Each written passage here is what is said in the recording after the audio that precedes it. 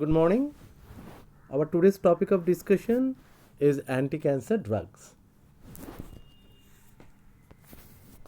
Among the therapies of various clinical disorders, cancer chemotherapy occupies the foremost place because of the high incidence of mortality and morbidity.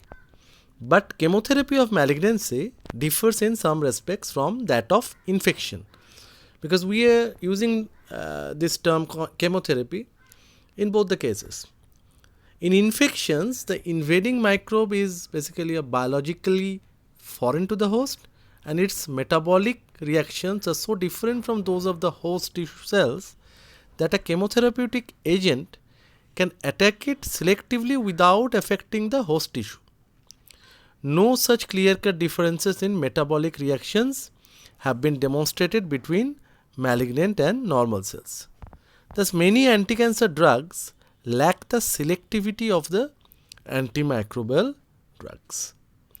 In infections, the body helps the antimicrobial drugs with its own defense system in the form of antibodies, phagocytosis, though antibodies have been demonstrated against certain cancer cells. Such host defense is usually lacking or ineffective. It is necessary, therefore, to use the drugs to destroy all the malignant cells. Cancer of epithelial tissue is called carcinoma. That of the non-epithelial tissues is usually called, mostly the mesenchymal tissue is called sarcoma. The characteristic which distinguish the cancer cells from normal tissues are usually the following: uncontrolled proliferation, dedifferentiation and loss of function, and thirdly, tissue invasiveness or metastasis. So these three are the main characteristics, which I am again repeating: uncontrolled proliferation, or which is also known as autonomous proliferation, dedifferentiation and loss of function, and lastly the tissue invasiveness or metastasis. These are three characteristic features of the cancer cells and which differentiate it from the normal cell. The normal cell proliferates through a definite cell cycle, which causes programmed DNA replication. The mechanism of cell division is essentially the same in all dividing cells. And we'll come to the different divisions and phases of these cell divisions in the later slides.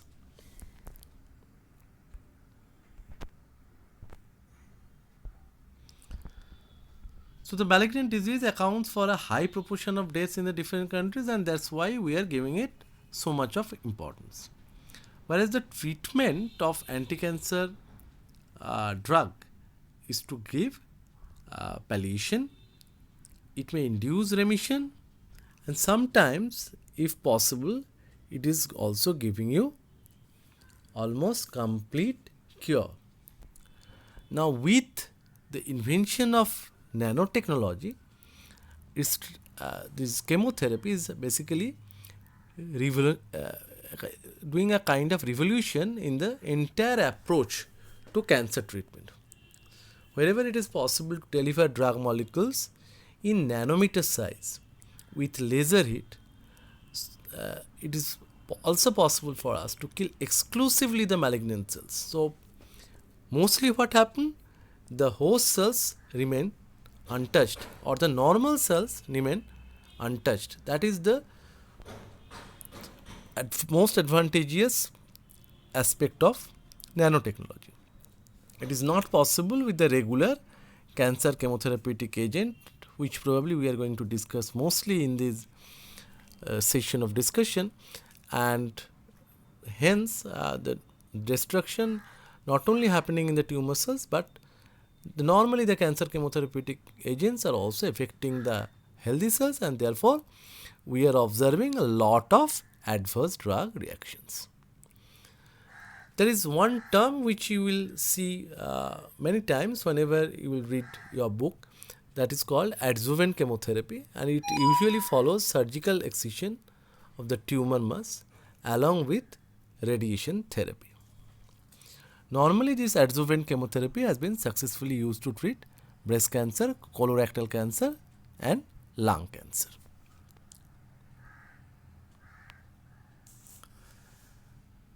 Cancer occurs after normal cells have been transformed into neoplastic cells through alteration of their genetic material and abnormal expression to certain genes. So these things which I have already mentioned, and you also have to remember, with the advent of newer strategies in medical oncology, it is now possible to reach near cure state for many malignancies. The malignancies for which higher cure rates can be achieved will be shown in the following slides. So, likewise, which I said before, the neoplastic cells usually exhibit the chromosomal abnormality and loss of their differentiating properties. And these changes lead to uncontrolled cell division and may result in the invasion or metastasis of the organs, and this process, this invasion of this unaffected organ, is called metastasis. So these are the way we have approached a treatment of cancer, and the options are plenty, but even a combination or attempt with a single one is not going to be successful in all aspects. So the first one is basically the surgical approach, where if you see a lesion, you will cut that part so that the patient is not if you completely eradicate that part from the body parts, you will not see the chance of recurrence with the same kind of cells. So surgical therapy is the first method, followed by radiotherapy, which was invented secondly, but it has a lot of adverse drug reactions, and radiotherapy is not advocated in all cases. Chemotherapy, where I have already mentioned adjuvant chemotherapy, and lastly the immunotherapy and gene therapy. So what are the different approaches for the use of chemotherapy? The use of chemotherapy to treat malignancies falls under the following terms. Adjuvant chemotherapy, it is aimed at destroying the leftover cells, that is microscopic cells, that may be present after the removal of the tumor. Adjuvant chemotherapy is given to prevent a possible cancer recurrence both locally and systemically. It is aimed to prolong the disease-free survival and overall survival in patients of breast, colon, gastric and non-small cell lung cancers. Neoadjuvant chemotherapy. It is given prior to surgical removal of the tumor to shrink the cancer mass, so the surgical procedure may not be extensive. So firstly I have mentioned adjuvant chemotherapy. The second one I have mentioned neoadjuvant chemotherapy. The third one I am going to discuss is induction chemotherapy, which is given to induce a remission. It is the first treatment given for the disease. It is often the part of a standard set of treatments such as surgery followed by chemotherapy and radiation. The term is commonly used in the treatment of acute leukemia. The fourth one, which I am going to mention right now, is consolidation chemotherapy. It is given once a remission is achieved. The goal of this therapy is to sustain a remission. Consolidation therapy may also be called intensification therapy and commonly used in the treatment of acute leukemias. The fifth one is known as maintenance chemotherapy, which is given in lower doses for assisting the remission of prolongation. Remission chemotherapy is used most commonly in acute lymphocytic and promyelocytic leukemia. The sixth one is called palliative chemotherapy, which is given specifically to address symptom management without expecting to significantly reduce the cancer. The seventh term is first line chemotherapy, is the one that would most probably treat a given type of cancer, and this is also called the standard therapy. And the lastly I am mentioning the last one or the eighth one, that is second line therapy, which is given when the disease has not responded with first line chemotherapy.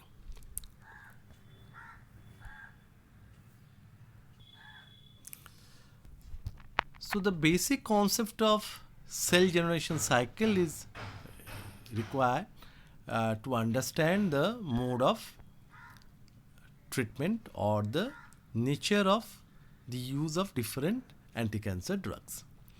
The cell cycle of cell replication includes different stages.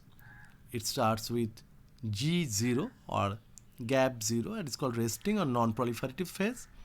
G1, it is the gap 1, that is called pre-synthetic phase, during which the cell determines its readiness to commit to DNA synthesis. Then comes the S phase, that is called the synthetic phase. It involves DNA synthesis. Then comes the G2 phase, that is the gap 2 or post-synthetic phase, during which the accuracy of DNA replication is determined and errors are corrected.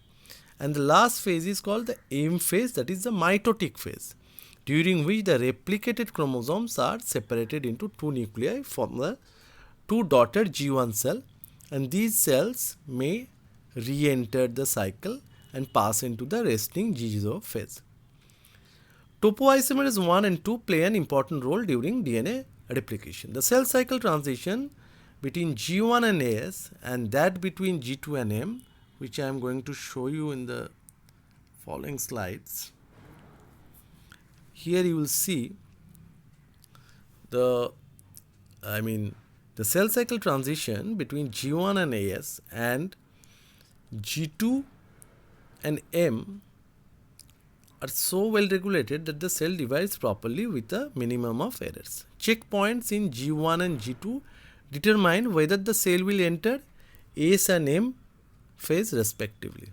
So these checkpoints are regulated by protein kinases.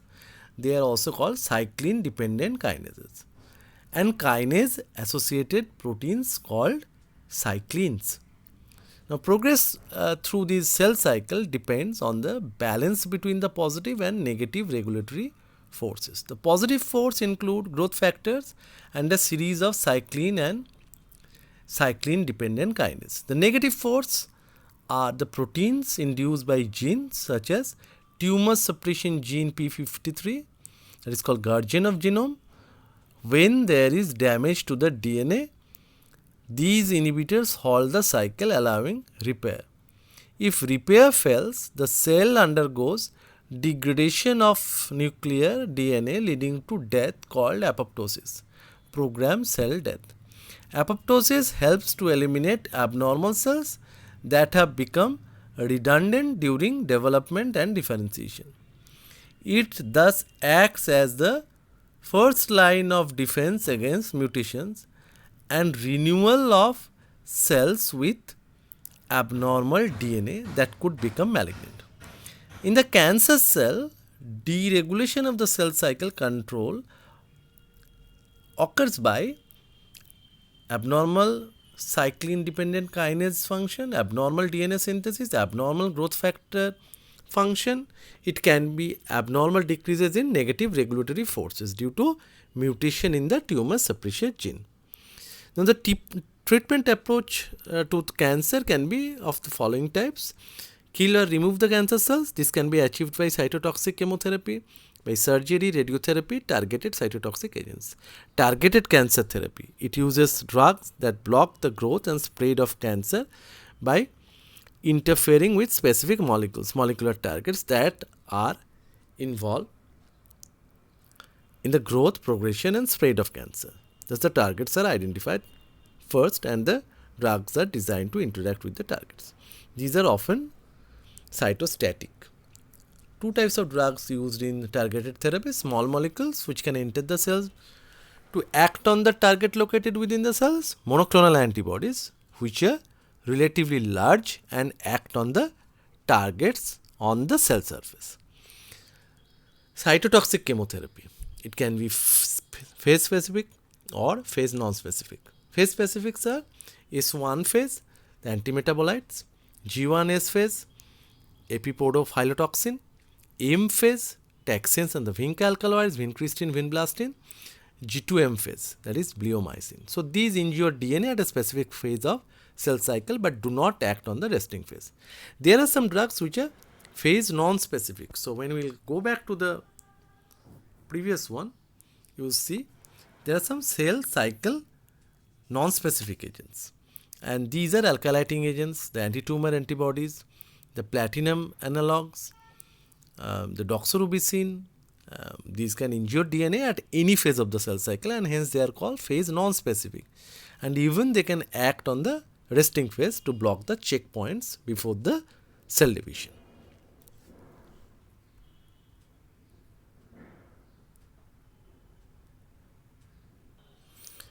The anti-cancer drugs can be classified in various ways according to the chemical structure and resource of the drug. It can be according to their biochemical mechanism and their anti-cancer action. And the last one, which we have already discussed, according to the cycle or phase specificity of the drug.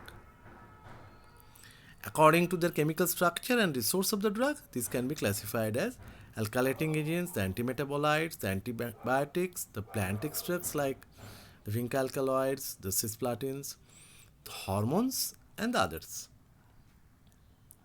According to biochemical mechanism of anti-cancer action, these can be classified as the drugs which will block nucleic acids biosynthesis, direct influence on the structure and function of DNA. There will be drugs which are interfering transcription and block RNA synthesis. There will be the drugs which are basically having influence on the hormone synthesis and having some other actions.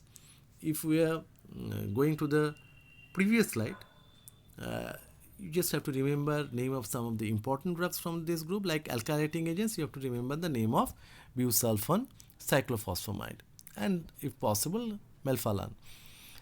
Then comes the tumor antibiotics. So in case of antibiotics, you have to remember the name of mitomycin C, dactinomycin. So these are very important. The platinum compounds, where you have to remember the name of cisplatin, carboplatin, oxaliplatin. So these are very important in this regard. Whereas in case of hormones, you have to remember the name of different, you can remember steroids, or you can remember the names of estrogen, progesterone, anti-estrogens, aromatase inhibitor like letrozole, GnRH analogs. So likewise, you have to remember few of the important drugs from each group. And when we'll discuss the mechanism individually of few of the drugs, you will definitely be able to understand and recollect the name of few drugs which are having specific mechanism of action via these methods. So let us try to recollect the name of few drugs which will block nucleic acid biosynthesis, and those drugs are folic acid antagonists like methotrexate, pyrimidine antagonist like fluorouracil, inhibit DNA polymerase like cytarabine, then the purine antagonists like mercaptopurine, and these, at least you have to remember the name of methotrexate and fluorouracil and mercaptopurine from these aspects. Those which are interfering protein synthesis are the zinc alkaloids and taxanes, which are having antitubulin activity. These activities are more or like the effect of colchicine. The way the colchicine is acting in gout, the zinc alkaloid is almost acting on almost in the similar manner. Interfere the function of ribosome, and these are the Harringtonins. And then the influencing the amino acid supply is L-asparaginase. The next group is interfering the transcription and block RNA synthesis. That is the mechanism, that is doxorubicin. It binds with DNA and block RNA production. Those which are influencing the structure of function of DNA is basically the alkylating agents like cyclophosphamide, the platinum compound cisplatinum, antibiotic like bleomycin, and topoisomerase inhibitors like podophylotoxin.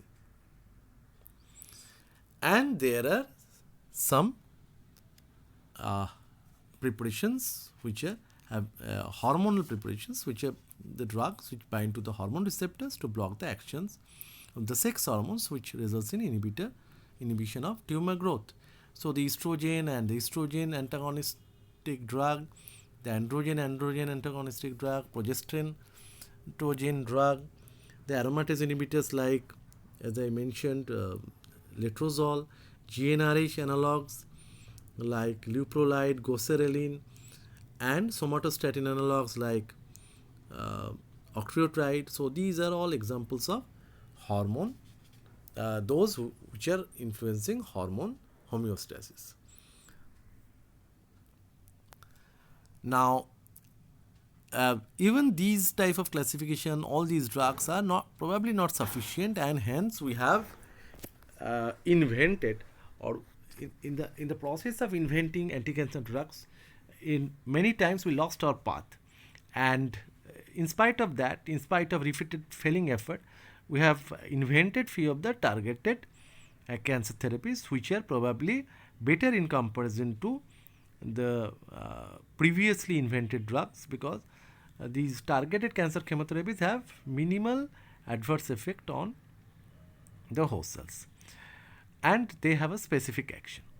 So the targeted cancer therapies includes hormone therapy to slow or stop the growth of tumors which require certain hormones to grow, breast cancer and prostate cancer, signal transduction inhibitors to block the components of oncogene signaling pathway, and these are the inhibitors of tyrosine kinase, cyclins, then the CDKs, that means cyclin dependent kinases, and RAS.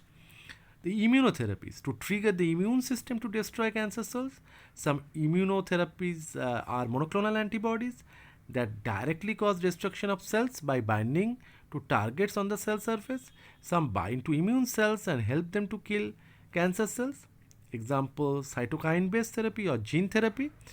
Angiogenesis inhibitors to block the growth of new blood vessels in and around the tumor and thereby preventing their oxygen and nutrient supply. They may interfere with the action of vascular endothelial growth factor, which stimulates new blood vessel formation, or other molecules that stimulate angiogenesis. Targeted cytotoxic agents, that are the monoclonal antibodies that deliver toxic molecules. After binding to the target site, the toxic molecule linked to the antibody gets released and taken up by the cancer cells and causes its death. There are some apoptosis inducers which will cause, these inducers to cause cancer cells to undergo a process of controlled cell death. And lastly, the gene expression modulators to restore normal function of tumor suppressor gene, that is basically known as gene therapy. Now, these targeted cancer chemotherapies can be classified into various ways. It starts with hormone and anti-hormones. The glucocorticoid, prednisolone, it's estrogen, progesterone, anti-estrogens, tamoxifen and the flutamide, aromatase inhibitor, letrozole, somatostatin analog like octreotide, GnRH agonist, leuprolide are the examples of one such targeted cancer therapy. Signal transduction inhibitors are tyrosine kinase inhibitors, imatinib. The immunotherapies can be mediated by two ways. The monoclonal antibodies like trastuzumab, rituximab. You have heard the name of rituximab in context of with rheumatoid arthritis. Biological response modifiers like interferon, interleukin, BCG, levamisole. There are some angiogenesis inhibitors like bevacizumab. There may be targeted cytotoxic agents like 131 iodine or tocilizumab, and the apoptosis inducers are proteasome inhibitors, and those drugs are bortezomib and carfilzomib. So these are basically the examples of targeted cancer chemotherapy which you may expect as a short note in the time of examinations. And with all these kind of drugs which I have mentioned right now in the first series of the discussion of cancer chemotherapy, you also have to remember that there are some common adverse drug reactions. These are very non-specific reactions, but you may see these or observe these reactions happening with most of the anti-cancer drugs. It starts with bone marrow and immunolympho-reticular system suppression. It may vary from drug to drug. I mean, the intensity is varying. Probably someone is more dangerous, someone is less dangerous, causing lesser propensity to have this suppression of bone marrow. But more or less, most of them are having these type of problems, causing this type of problems. Damage to the GI mucosa, therefore, it is causing ulceration, gastritis, peptic ulcer, nausea, and vomiting is the symptomatic manifestation of this. Loss of hair. So, probably many of you have seen that people who are taking chemotherapy are not having uh, bald head. That means they are losing their hair, and it is called alopecia due to the adverse drug reaction of drug. Specific organ damage, its gonads and lungs are mostly involved. So spermatogenesis may be suppressed for the time. It is maybe reversible. It may impair wound healing. So that is another problem. If someone is having a cut injury, so the chance of healing is delayed. The growth inhibition in children, and it is most of the times it is having teratogenic action. And beside this, there is always a chance of opportunistic infection. So if a person is getting cancer chemotherapy, the chance of having herpes zoster or chicken pox or the problems like candidiasis, tinea corporis, tinea cruris, I mean dermatophyte infection is pretty higher with most of the anti-cancer drugs. So with all these, I am finishing the first part of discussion on cancer chemotherapy and anti-cancer drugs.